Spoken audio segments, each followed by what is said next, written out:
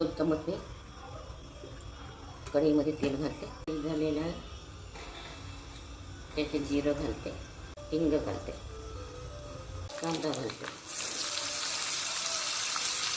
हळद, कोथिंबीरची पेस्ट. कांदे भाजून घेतले आणि त्याचं हे वाटण केलेलं आहे. तेल सुटेपर्यंत हे मसाला शिजलेला आहे. तेल सुटेपर्यंत छान वरती हे आलेलं आहे. आता ह्या सोयाबीन वड्या टाकून देते. ह्या आधी उकडल्या आणि त्याचं पाणी काढून घेतलं. याच्यामध्ये मी पाणी सोडून देते रस्सा करायला. झालेली आहे. आता यामध्ये वरून कोथिंबीर टाकून देते. भाजी छान सोयाबीन वडीची शिजली. ग्रामीण चॅनलला रेसिपी सोयाबीनची वडी सबस्क्राईब करायला ही आशा.